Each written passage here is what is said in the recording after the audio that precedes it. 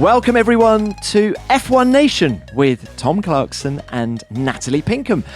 This is our preview to the Canadian Grand Prix, and we're going to hear from legendary safety car driver Bernd Mayländer ahead of a special anniversary later in the show. But first, Pinks, we've not spoken to you since the Spanish Grand Prix, where you were busy presenting for Sky, and Max Verstappen won for the 40th time in his career and extended his championship lead to 53 points. So, Pinkle, what did you make of the race? This is history in the making. I think we have to appreciate the fact that we are witnessing something very special with this man's career, and we're lucky enough to be part of that process, to be on the sidelines, and it's something we'll tell our grandchildren about. This is a very, very talented driver in a very, very special car, dominating. Now, I know others will go, yeah, but it's so boring.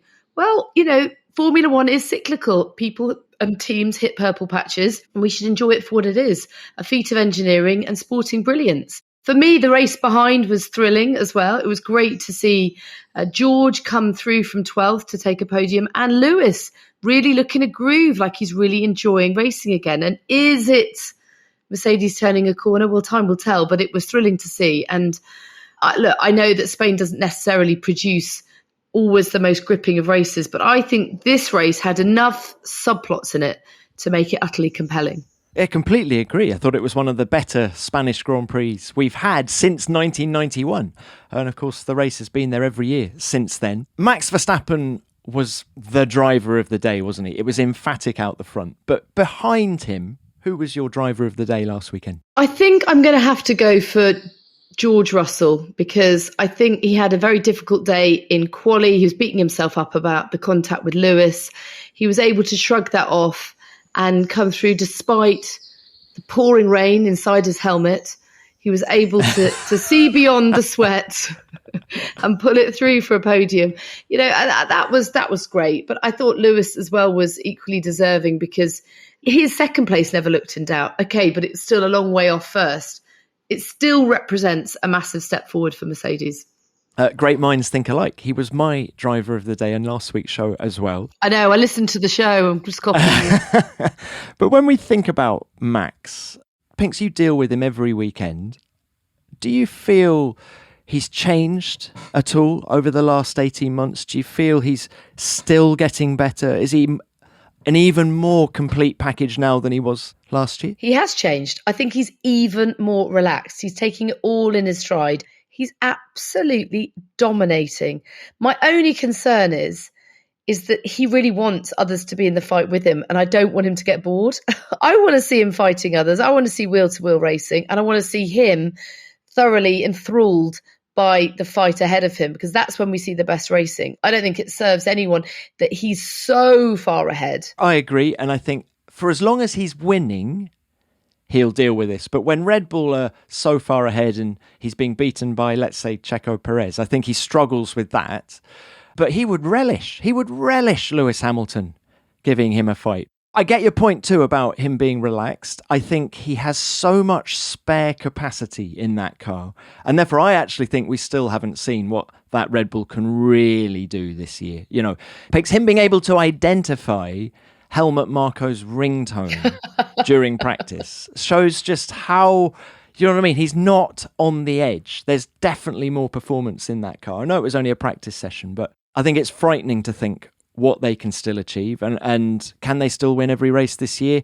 The pack is closing up, undoubtedly. You just said a moment ago they were, 23, 25 seconds ahead of the second place car in Spain. I think Fernando Alonso was 35 seconds behind at the opening race in Bahrain. So the gap is getting smaller, but is it going to close enough before the end of this season? It's going to get closer, undoubtedly, but just the dominance of Red Bull, as you say, let's celebrate it. It's Tiger Woods and his pomp. It's Man City doing their thing now.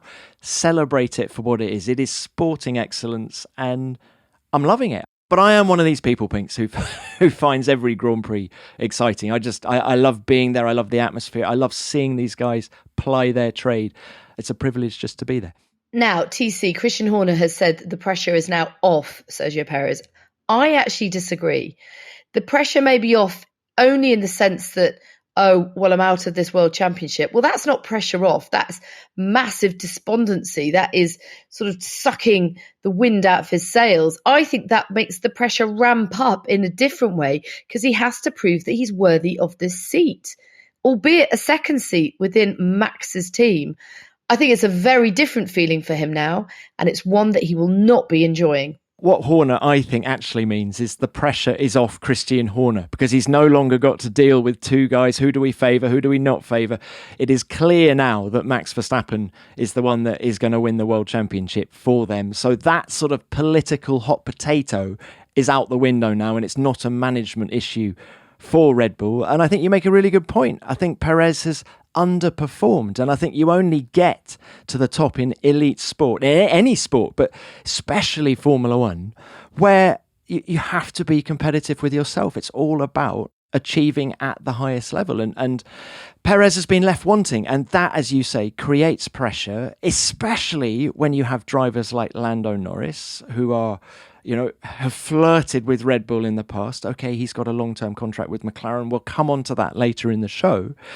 But there are other worthy drivers out there of that second seat at Red Bull. And we've seen time and again in Formula One that driver contracts aren't worth the paper they're written on. If two parties want to do a deal, it will happen. So Perez has got to keep performing in a support role. It's a sort of nothing role now as well. He's got to keep performing to show that he's worthy of the seat. But equally, he's got to be the team player as well. So it's a really frustrating second half of the season for Perez coming up, I think. I don't know. I mean, he's still in the best car. He's still got the opportunity to gather in a handful more wins, which is great for his career tally.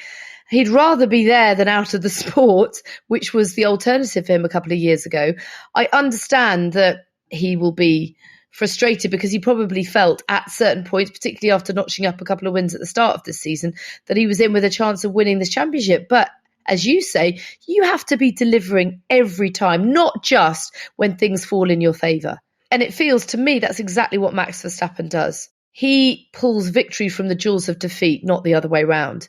He is able to deliver when the chips are down and pull through. Like all the greats, Lewis Hamilton, he is always at his best when the pressure is really on and his back's against the wall. And I think that's what separates the good from the great drivers. Yeah, and Perez started the Spanish Grand Prix 11th and made his way up to 5th. And you do find yourself wondering, had that been Verstappen starting 11th, how high would he have got? I would certainly reckon he would have got onto the podium. And I think he probably would have won the race, actually, in that car. Couldn't agree more. This episode is sponsored by NordVPN. In today's digital age, online security is paramount. We share our personal and sensitive information online, and we need to ensure it remains safe from prying eyes. That's where NordVPN comes in, and we have an exclusive deal for our listeners when you head over to nordvpn.com/F1Nation. There are a multitude of benefits and incredible features on offer that can help you level up your online security across their standard, plus, and complete plans. And every purchase of a 2-year plan means you will receive 1 bonus month on top. It even comes with a 30-day money-back guarantee. NordVPN uses expert encryption technology to protect your online activity, making it impossible for hackers and cybercriminals to intercept your data. With NordVPN's strict no-logging policy, you can browse the internet with complete peace of mind, knowing that your personal information remains private. But NordVPN isn't just about security, it also offers lightning-fast speeds, allowing you to stream, download and browse without any lag or buffering. And with their easy-to-use apps for all your devices, including smartphones, tablets and laptops, you can stay protected no matter where you go. In short, NordVPN is the ultimate online security solution for anyone who wants to browse the internet with confidence. Head over to nordvpn.com/F1Nation now and start safeguarding your online activity today. Get your exclusive NordVPN deal at nordvpn.com/F1Nation. It's risk-free with Nord's 30-day money-back guarantee. So, round 9 in Montreal, such a legendary racetrack this. The sport's been racing there since 1978. It's part of the heritage and history.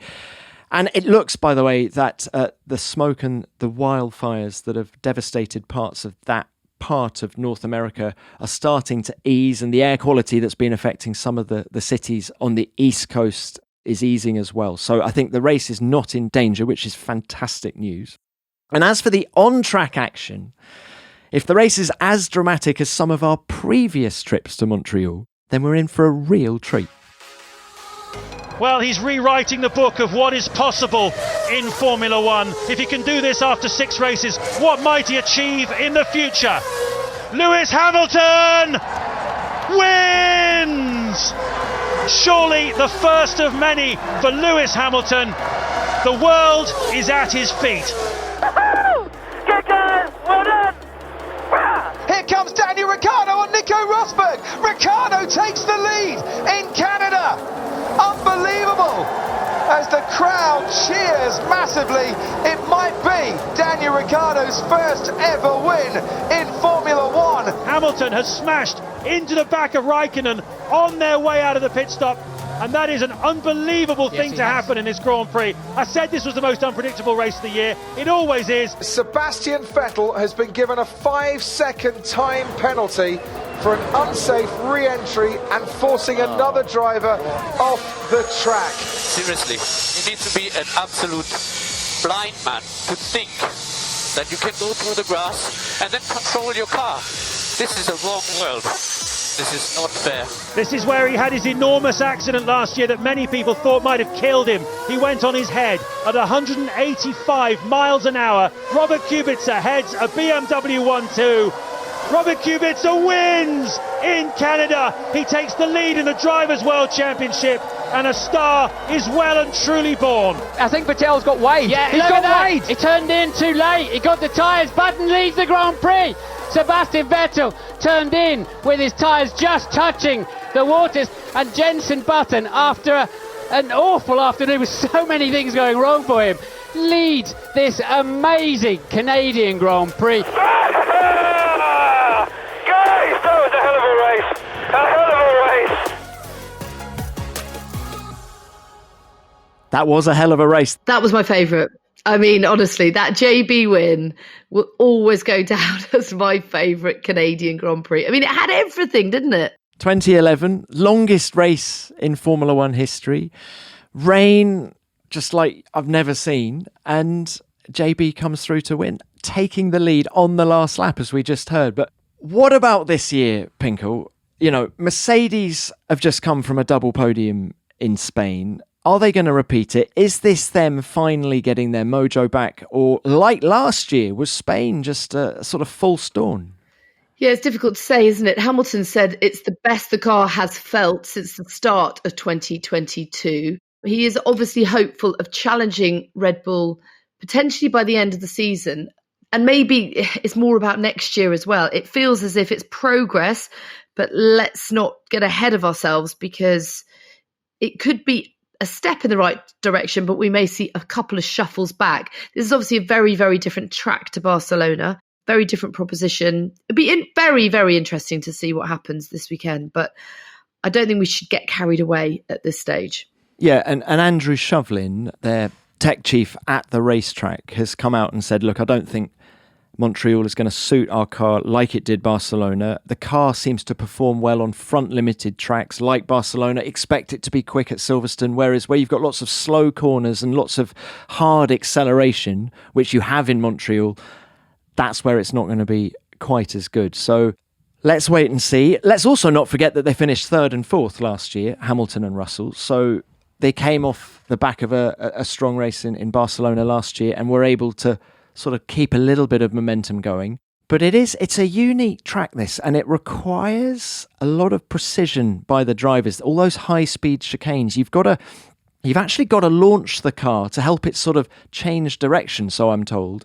But you need to be inch perfect, and get it wrong, and you will end up in the wall. Right, let's have a quiz, Pinks. Yeah. The Wall of Champions. The Wall of Champions, the wall that bites back.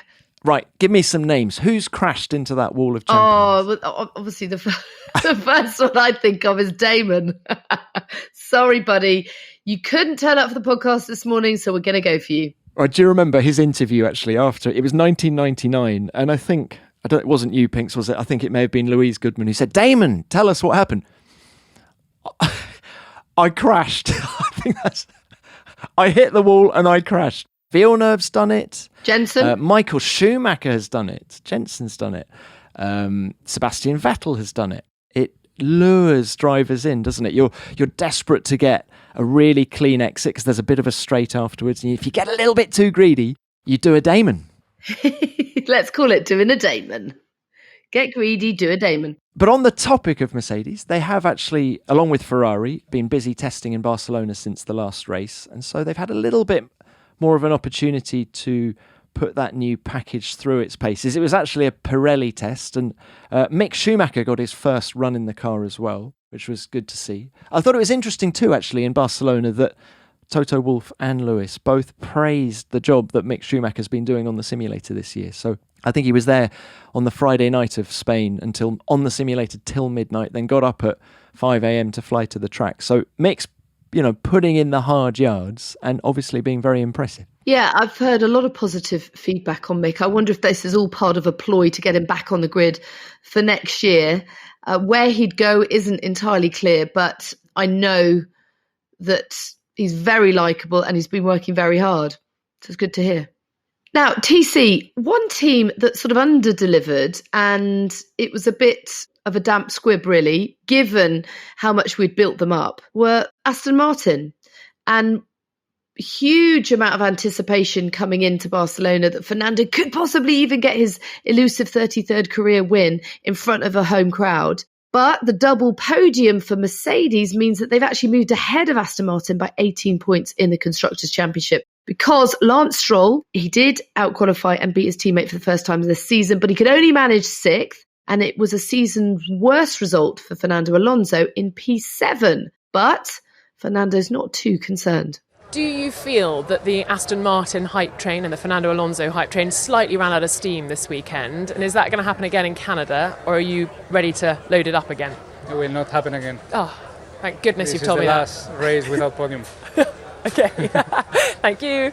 Pinks, his fighting spirit is extraordinary. I know he made that comment to Rosanna Tennant with a smile on his face, but you also know, there's a steely determination. We will crush them, Yeah. And importantly, Aston Martin have their biggest upgrade of the year so far coming to Montreal. Technical director Dan Fallows is going to be there just to oversee things. The last race he was at was in Miami, where Alonso was incredibly bullish after the race, saying it was their most competitive race of the season so far. So Dan, I think, is very good at just helping the engineering team there lay the foundations for a good weekend on a Friday. They've got this upgrade coming. Alonso, he's got the wind in his sails by the looks of things. He's got a great record in Canada. Remember, only last year he started on the front row. Of course, so yeah. Watch out for Alonso. Yeah, and actually, Fernando is angry with himself. And an angry Alonso is an even more tenacious one and defiant, as you say.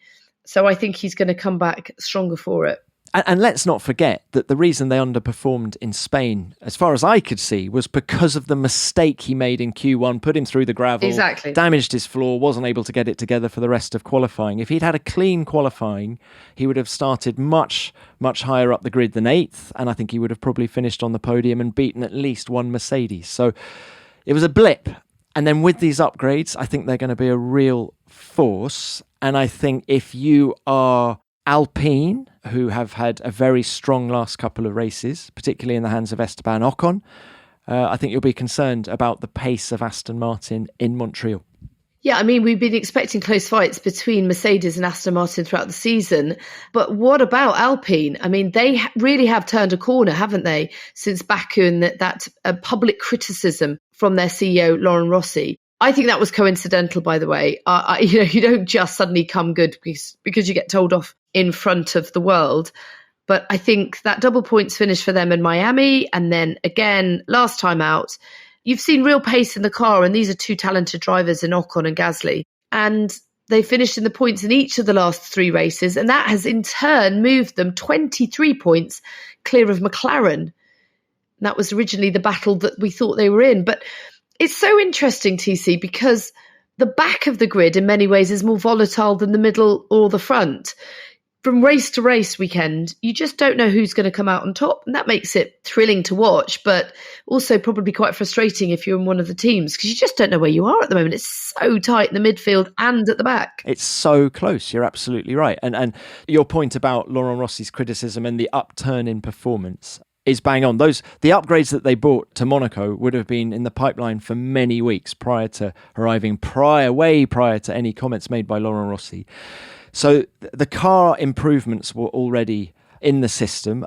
One thing I would say is that I think the bond between Laurent Rossi and Esteban Ocon is very close. Remember that it was Rossi who signed Ocon a couple of years ago on a long-term contract when he was being shown the way by Daniel Ricciardo at the time. And I think a lot of people questioned the wisdom of putting him on such a long-term contract. So I think a sort of motivational speech from Rossi, if it's going to affect anybody and really motivate anyone, I can see it's going to have an effect on Ocon more than anyone else, because in a way Esteban owes him his career. Remember that he was dropped by Racing Point, had to sit a year out as Mercedes' third reserve driver, and it was only Alpine that brought him back into the mix. So therefore he owes that team everything, and I think he feels a particularly strong bond to Rossi.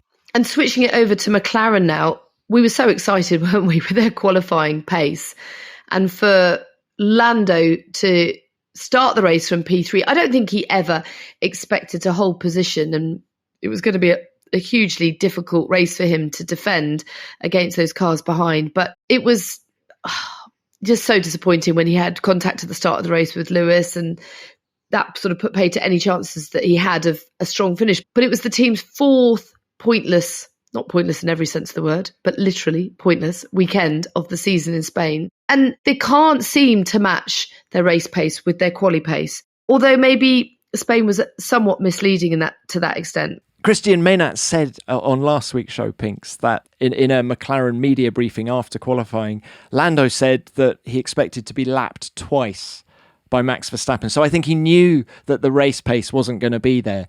And also that the conditions of Barcelona were very specific during qualifying. The cooler temperatures helped the car, the flat racetrack helped the car because they were able to lower the ride height. And so therefore it was a perfect storm. And then, of course, Sunday was much hotter and the race pace just went away. And what was it? Piastri was 13th and Norris was 17th after that contact with Hamilton. But let's hope they go better. There's more to come in this preview of the Canadian Grand Prix right after this short message. As someone who's struggled to find the right balance of nutrients for years, I can say without a doubt that AG1 has been transformational for me. With just one scoop a day mixed in water, I'm getting all the essential vitamins, minerals and antioxidants that my body needs to perform at its best.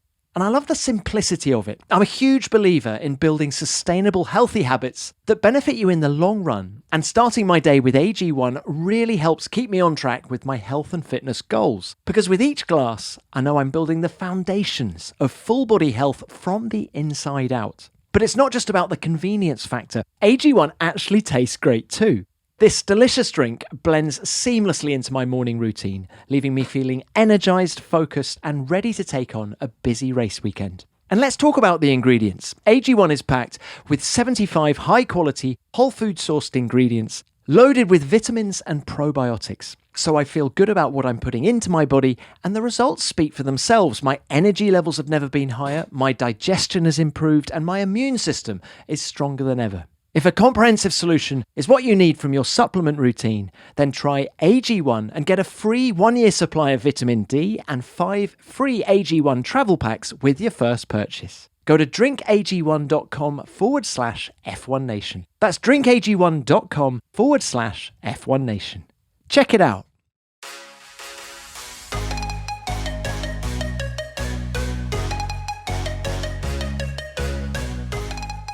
Right, everyone, let's bring in this week's special guest. We've got our first safety car of the evening. Can the safety car go faster? We're driving 100. Safety car probably can't go much faster, and I'm sure Bernd Mayländer is more than capable of doing so, but he's not in a Formula One car, he's in an Aston Martin Vantage for the course of this weekend. Yes, it's the driver of the FIA Safety Car, Bernd Mayländer. Yeah, hi together. Well, it is a significant anniversary this weekend. 50 years since the safety car was first seen in Formula One at the 73 Canadian Grand Prix. So tell us how the role that you've conducted so brilliantly over the last 23 years, just so listeners know, Bernd has not been there all 50. He's looking good on it if he has. So just tell us how the role has evolved and really what your challenges are. Well, when I started in 99 with Formula 3000, when Charlie Whiting asked me, Bernd, can you drive the safety car? Can you cover Formula 3000? At that time, for me, it was completely new. I was racing. Sometimes I saw the safety car in front of me, but sometimes help. Most of the time, not really, because then you have to drive slow. You have to follow the car. And it started in a very spectacular way in 99. And then from 2000 onwards, I covered all the races, F1, F3000, or later on GP2, then Formula 2. Business-wise, it changed a lot. The communication gets much more. So we improved. We learned a lot in the last 23 years. It was always high professional, but even now you have more details. You never will see the safety car in front of a field for 34 laps, what we did in Canada in 2011. So if we know by the FIA, if we know it takes a while, it takes more than, let's say, 10 laps, we will show the red flag. If there's a big accident, we will show the red flag. So it changed a lot in the safety direction. I think that's very, very important for all of us. Sometimes the decisions are not always so easy, but we always try to do our best from the situation. Now, Bernd, we often hear the drivers complaining that you're not going quick enough. And what I want to know is, do you feel a pressure from that? Because I feel like saying, "Oi, just leave him alone. He's doing his job."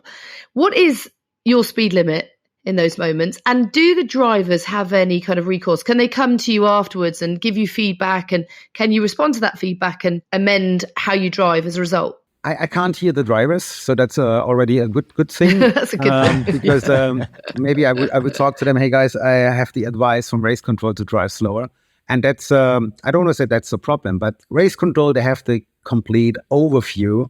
What happens on the track? What is the accident? Where is the accident? If there's gravel on the track, is the track blocked? And I think in that moment, the drivers, they're not thinking about that because they are focused what they have to do. So keep the performance, keep the tire temperature and pressure on the right level to get ready for the restart. That's the next for a race driver. He's thinking, okay, what do I have to do for the restart? They don't think, okay, can we pass the accident or is it blocked? They're not thinking about that. I get this information and I get also the information, Bernd, drive slower. We need more time. We have to clean up the track. We don't want to go for 5 or 6 or 7 laps. We just want to go for 3 laps, let's say. And that's why we have to drive slower and safety first. But for me, perfect moments are, let's say, when I can go flat out. That means even on a straight, like in Baku a couple of weeks ago, we went up to 280 and still the cars behind me, they've been driving zigzag to keep the tires warm. If I do that, I'm not there anymore. Formula One speed, it's unbelievable. You can't believe it. It's around about 8 to 10 seconds per kilometer. If I'm going flat out in a GT Black Series, still a Formula One car is 8 to 10 seconds quicker per kilometer. And that's, unbelievable. I feel like the safety car needs its own safety car. Calm you down sometimes. Well, I enjoy it. And for sure, you're operating on the limit, especially on the rain conditions. And that's very tricky, big tricky moments. If you have a track like Monaco and it starts to rain, you have to be very, very focused what you are doing, because if you have a crash in a safety car, it's still a road car. We have for sure all safety things inside, but still you're sitting in a road car, not in a race car, and not even in a Formula One car. So you have to find the right balance between a proper speed and safety. Let's say like you're doing a 24-hour race, so you have to take the checkered flag, and that's what I'm trying to do since 24 years now. Can't win the race. I just try to do my job as good as possible. Now, in 23 years, you've never spun the safety car, which is a great record. TC. Which is a great record. Don't tempt Providence, please. But I'm going to ask you this, Bernd. Have you ever had a near drama? And I'm actually going to remind you of one particular race. It happened years ago, so you can tell us the truth now. The 2007 Japanese Grand Prix. It was at Fuji Speedway. The conditions were awful. I mean, really heavy rain. Couldn't even see Mount Fuji, let alone the summit. You led the opening 19 laps of that race. And I remember sitting next to people going, he's going to run out of fuel. He's going to run out of fuel in the safety car. What are they going to do? And of course, you then come into the pits and we go racing. But I'm not sure the conditions had improved that much. So were you about to run out of fuel? Can you answer me that question now, all these years later? Yeah, that was really, for me, it was a new track. I've never been in Fuji before.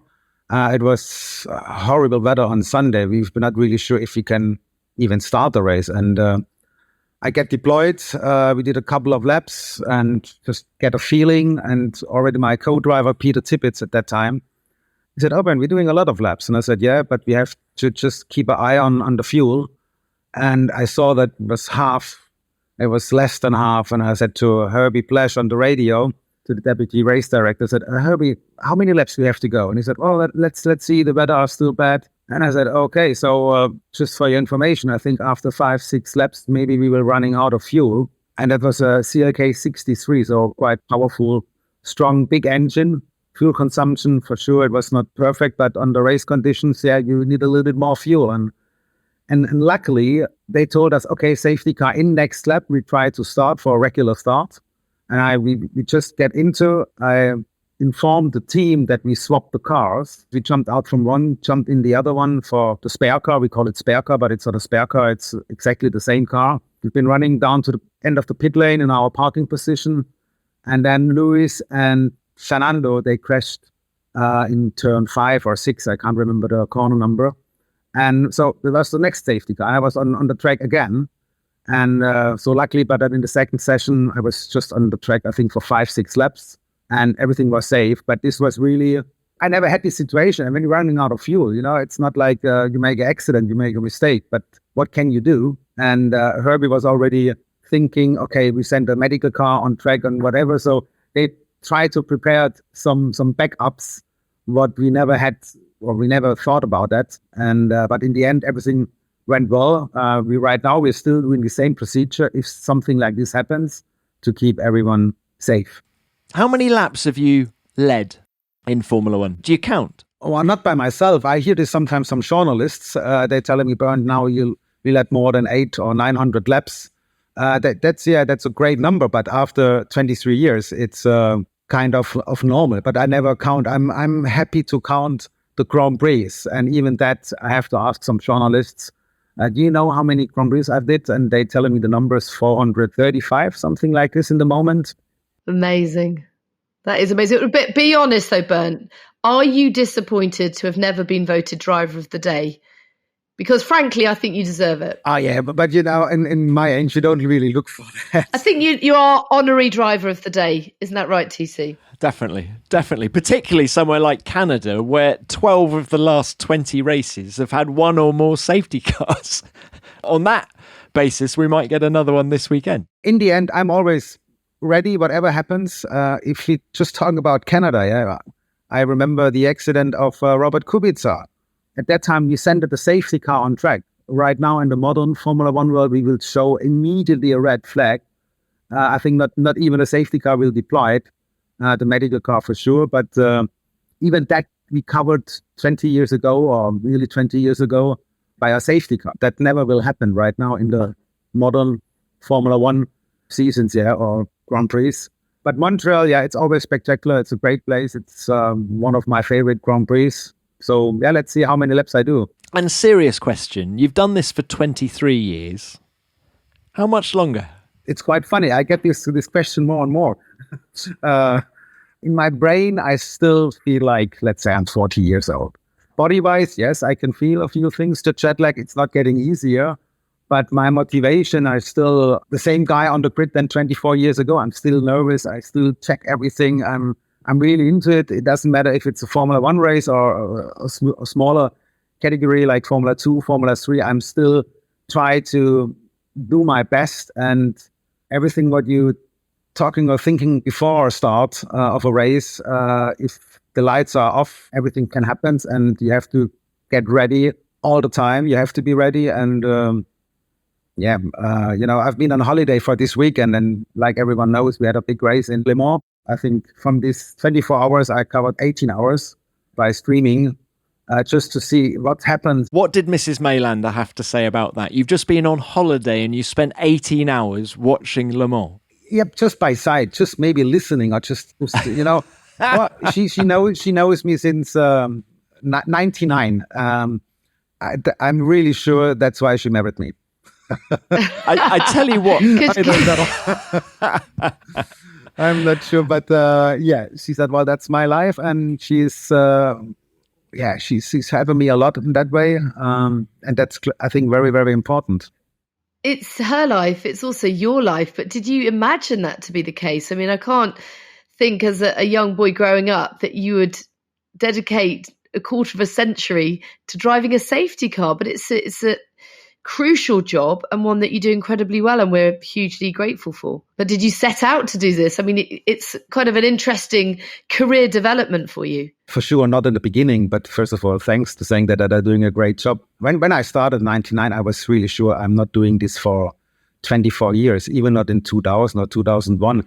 I think it started to develop. I think that's the important thing. I'm always interested in things where you have a big improvement, even if the basic still looks the same, but you get partners. You see how the FIA, how they develop, how they get bigger and bigger, and what's happened with Formula One. So I have seen the great times of Michael Schumacher in the beginnings of 2000, and even with Mika Häkkinen before, and then Fernando and all the drivers coming up. And I think everything together, it was fantastic. That's still why I'm really into it. I think, April this year was a really bad month for me, because when they took China out, I didn't really know what I'm doing in April. For sure, there's the family. Yeah, that's an important part, but also my job. It's my life, and that's when I decided, when I stopped racing in 2005. I decided, okay, that's a job. You can do it really long, and that's very interesting. I think all of us in Formula One, we have nearly the same DNA, and that's why we still love to travel. For sure, sometimes it's not easy, but we are really on the lucky side to cover a job like we do. Like everyone is doing their own part. I think that's very, very important, that we love that what we want to do. Before we continue with the final part of our look ahead to the Canadian Grand Prix, I'm excited to share the latest update from MoneyGram. They've released a game-changing new feature designed to make managing your digital currency easier than ever before. With MoneyGram, you can now cash in and out of select digital wallets at participating locations without the need for a bank, credit card, or debit card. That's right, you can convert your digital currency to cash and back again at the touch of a button. Until now, digital currencies have been entirely tied up online, leaving you with less control over the cash you might see on screen in your digital wallet and the cash you actually have access to in your pocket. This is a huge step forward for the industry and for anyone interested in exploring the world of crypto. Finally, we can seamlessly bridge the gap between the digital and physical world, making managing our financial assets simpler, secure, and more flexible than ever. Flex your finances using the only digital wallets with real cash access activated by MoneyGram. Learn more at moneygram.com/Stellar Wallets.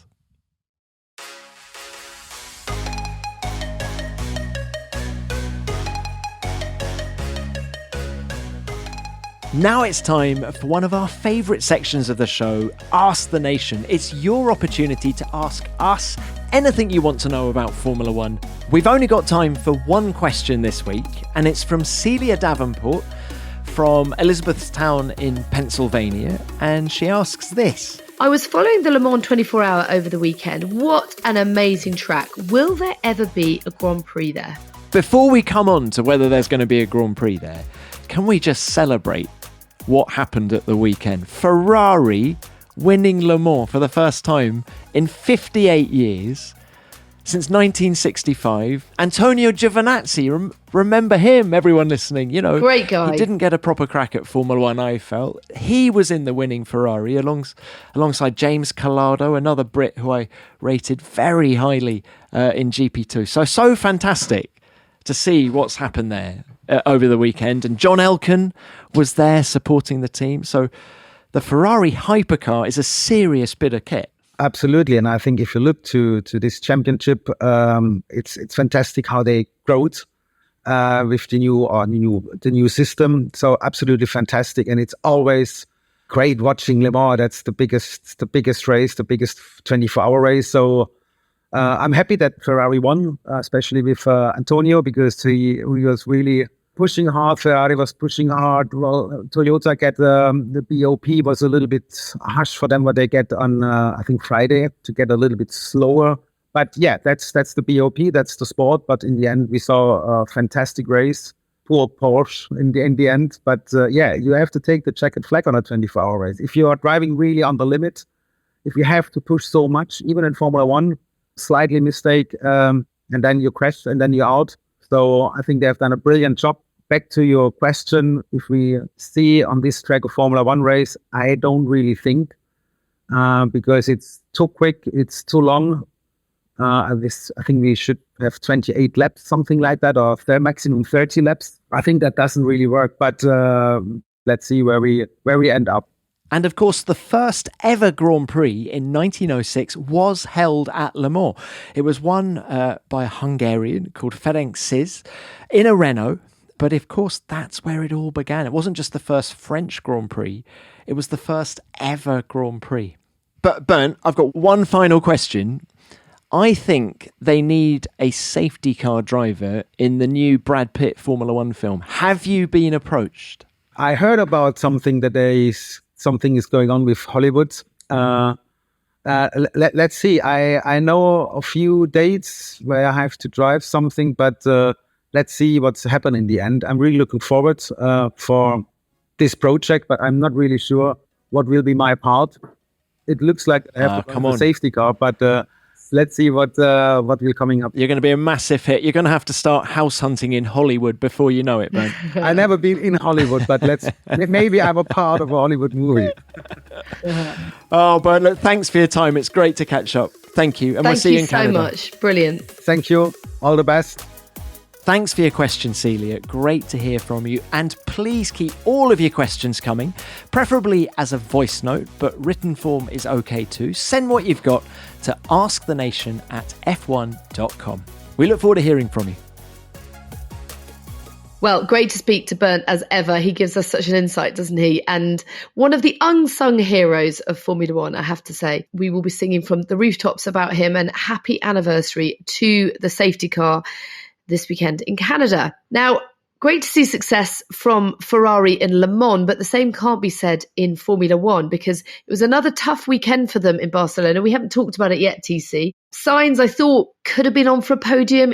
I always thought it was too tall an order for Leclerc going into that race. You saw the Red Bull attempting to carve its way through the pack, but the same can't be said for the Ferrari. It just didn't seem to have any pace on Sunday. It's the age-old problem. It's a really good car over one lap, as proven by Carlos, as you say. He lines up on the front row alongside Max. The moment you go racing, it's tyre deg, and it just drops backwards. And just the extent of their problems was proven by Charles Leclerc, who started in the pit lane on the hard tyre. You know, there was some speculation that how much of that race is he going to do on the hard tyre? Was he going to try and stop it? And yet on lap 17, they pull him in because the car's just not performing on the hard tyre, let alone the medium or the soft. So even with the upgrades that they brought to Barcelona, and it was a substantial upgrade, you know, they've gone towards the Aston Martin side pods, it's still not a great race car. So it's going to be hard for them until they sort that out. Fred Vasseur, who was also at Le Mans last weekend supporting the Ferrari hypercar program, but he's already said that they're not going to do a B-spec car or something verging on that. They're just going to stick with the concept they've got, which makes me think they're going to have the same problem that they've had for the last 18 months for the remainder of this year. Yes, it's going to be quick, and at some tracks, maybe like a Hungary where it's difficult to overtake, we could see them getting a good result. But I think in Canada this weekend, overtaking is really easy with DRS. There's lots of long straights. And so it's going to be another difficult weekend for Ferrari, which is very disappointing for all of the tifosi. But Pinks, I tell you what, before we move on from Ferrari, can we doff our caps to Charles Leclerc? I don't know if you saw that he auctioned his Monaco race gear, his helmet, his overalls, his gloves, for the Emilia-Romagna region, which is struggling, and it raised a staggering £368,000. His helmet alone raised $262,000, which is a significant hike up from the previous record of a race-worn Ayrton Senna helmet, which was auctioned for $139k a few years ago. So well done to Charles for raising so much money for that region, which is, of course, still trying to recover after that flooding. So that's at least something positive that we can say about Ferrari. Bravo, Charles. That's a great news story. I love it. And talking of news stories, Tom, James Key, it has been announced, will be joining Alfa Romeo as the new technical director, replacing Jan Monchaux. That role starts on the 1st of September. He was, of course, at Sauber 2010 to 2012. And it's been said that it is a statement of intent from the team that they've signed James Key. Now, what's interesting to me is why he didn't necessarily work out at McLaren, but he is seen as a bit of a coup for Alfa Romeo. And remember, of course, that he did work alongside Andreas Seidel at McLaren. So it's not necessarily the person as an individual, but the dynamic between two people that can make great progress for a team. So yeah, good luck to him. Good luck to the team. Hopefully that is a step in the right direction, because you'd have to say for Alfa Romeo, it's been a somewhat disappointing season. I know Joe had a great race in Barcelona. He was overjoyed by his result there, but it hasn't been the most straightforward of seasons. And it feels like last year's car, doesn't just feel like it, it is the fact that last year's car was quicker than this year's car. So that must be disappointing for them overall. But glimmers of a hope and light coming from Barcelona. As you say, Zhou Guanyu's P9 in Spain was a really aggressive race. I would say it's actually Zhou's best race in Formula One so far. Just a quick word on James Key going back there, because I think taken at face value, his tenure at McLaren has been a failure, and it's resulted in a technical reshuffle at the team and him being shown the exit. But the fact that Seidel worked with him at McLaren and wants to work with him again for a massive manufacturer that's coming in 2026 would suggest that there were reasons far beyond James's ability as to why it didn't work at McLaren, and Seidel still has faith in him. And actually, I saw Jan Monchaux at the Spanish Grand Prix, and this deal would have been done prior to that. So I wonder whether, although Jan is no longer continuing as technical director, whether there may actually be a role for him at Sauber going forward. You know, we see chief technical officers now, don't we? So many Formula One teams who have a slightly longer term, technically strategic view. And I wonder whether Jan might take on that kind of a role and let James deal with the sort of the day-to-day business of going racing for the team. But that's a really significant development. And there have been so many technical reshuffles up and down the paddock this year, so many announcements made ahead, really, everyone looking at the 2026 rules, and it had been very quiet at Alfa Romeo. And I did catch up with Andreas Seidel in Spain, and I said to him, it's all a bit quiet down here, and he said, well, it's not going to be quiet for long, but we're actually not going to make that many announcements while we're still Alfa Romeo, because we feel that's a bit disrespectful to Alfa Romeo. And don't worry, we're doing lots of work and positioning and jostling for position behind the scenes, but we're not going to make loads of announcements until Alfa leaves at the end of the year and we become Sauber, and that's when we can really start to build towards the Audi project in 2026. Zhou Guanyu did indeed have a great race in Barcelona, but it was at the expense of Yuki Tsunoda. President and CEO of the Yuki Fan Club. Give us your thoughts. The founder, CEO, chairwoman, president of the Yuki Tsunoda Appreciation Society has this to say: it did feel unfair. And I think Yuki's been on a bit of a roll, and it felt as if he really did deserve to be in the points in Spain. Not to be. So my hope is that this has further galvanised the young Japanese driver, and he will come out even stronger in Canada with a strong result. What do you think? Are you with me? I am with you, and I think Yuki's been driving brilliantly this year, and with such passion. I don't know if you saw him after the race in Spain, but he was really gutted, wasn't he? Oh, yeah. I remember just that photograph of him slumped down next to a wall, and he was exhausted. He was mentally struggling with what had happened, because he was obviously going to finish in the points, and then that 5-second penalty dropped him back to 12th. But I think he'll come back fighting. I think Yuki has made, I think, the biggest step year on year of any driver on the grid, 2022 into 2023. I think it's stunning what he's been able to do. And actually, can we give a shout out to Michael Italiano, who used to be Daniel Ricciardo's trainer and is now working with Yuki? I think he has to take some credit for that transformation. I know they formed a very strong bond straight away, because I mean, they're not just trainers and coaches. It's so much of it's mental, and the drivers and